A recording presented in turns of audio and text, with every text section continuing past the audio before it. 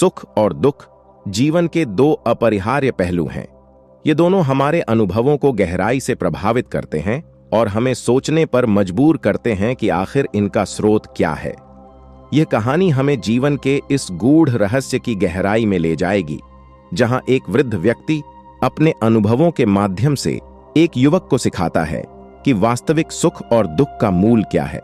भाग 1, युवक की जिज्ञासा। एक गांव में अर्जुन नाम का एक युवक रहता था। अर्जुन पढ़ाई में होशियार, शरीर से स्वस्थ और अच्छे परिवार से था, लेकिन उसके मन में हमेशा एक सवाल उठता था, सुख और दुख का रहस्य क्या है?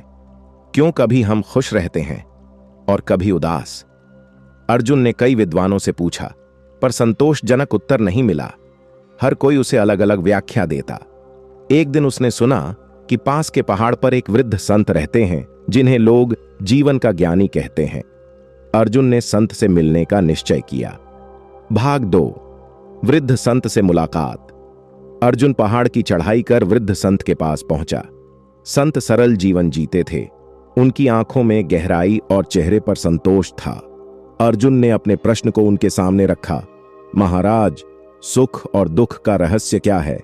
मैं जानना चाहता हूं कि ये दोनों क्यों आते हैं और इनसे कैसे पार पाया जाए।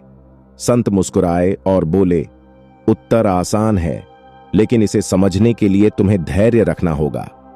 क्या तुम तैयार हो? अर्जुन ने सहमति जताई। संत ने उसे पास के बगीचे में एक पुरानी कुर्सी पर बैठने को कहा। भाग 3, जीवन का पहला पाठ। संत ने अर्जुन को बगीचे के पेड़ों की ओर इशारा करते हुए कहा, सुख और दुख हमारे जीवन में वैसे ही आते हैं जैसे ऋतुएं बदलती हैं। क्या तुमने कभी देखा है कि बसंत में पेड़ हरे भरे होते हैं और पतझड़ में उनके पत्ते गिर जाते हैं? अर्जुन ने सिर हिलाते हुए कहा, हां महाराज, लेकिन इसका मेरे प्रश्न से क्या संबंध है? संत ने समझाया, जैसे ऋतुओं का चक्र तय है, वैसे ही सुख और दुख भी जीवन के चक्र का हिस्सा हैं। यदि तुम बसंत के आनंद को अपनाना चाहते हो तो पतझड़ को भी स्वीकार करना सीखना होगा। ये दोनों एक ही सिक्के के दो पहलू हैं। भाग 4, संसार की माया। संत ने अर्जुन को एक कहानी सुनाई। एक बार एक राजा ने अपने राज्य के सबसे बड़े ज्ञानी को बुलाकर आदेश दिया कि ऐसा वाक्य लिखें जिसे वह हर परिस्थिति में पढ़ सके।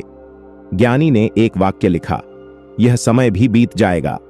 राजा ने सोचा कि यह वाक्य खुशी में उसे विनम्र बनाएगा और दुख में सांत्वना देगा।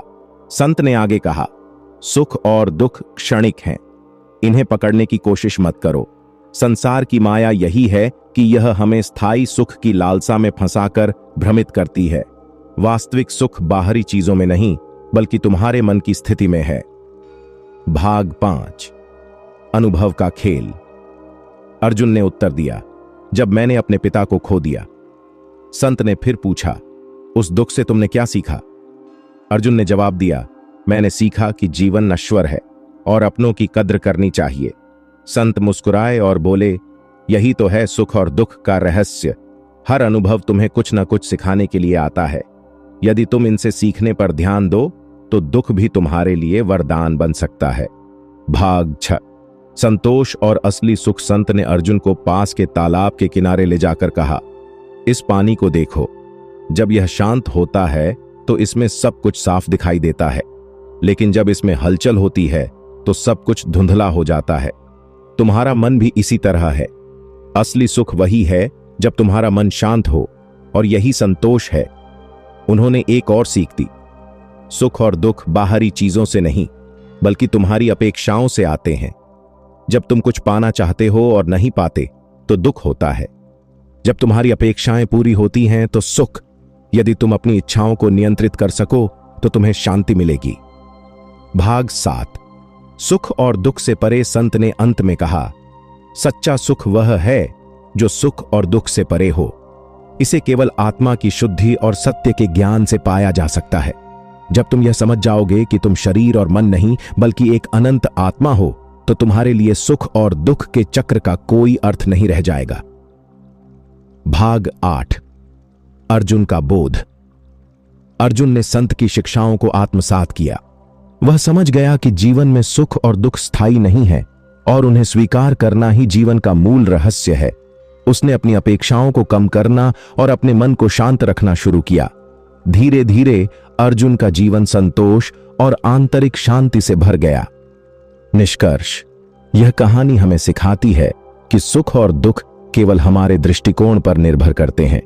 यदि हम जीवन को एक खेल की तरह देखें तो इनसे पार पाना आसान हो जाएगा। सुख और दुख को एक शिक्षक माने जो हमें जीवन की गहरी सच्चाइयों का ज्ञान देते हैं। यही इस कहानी का सार है, सुख और दुख का रहस्य।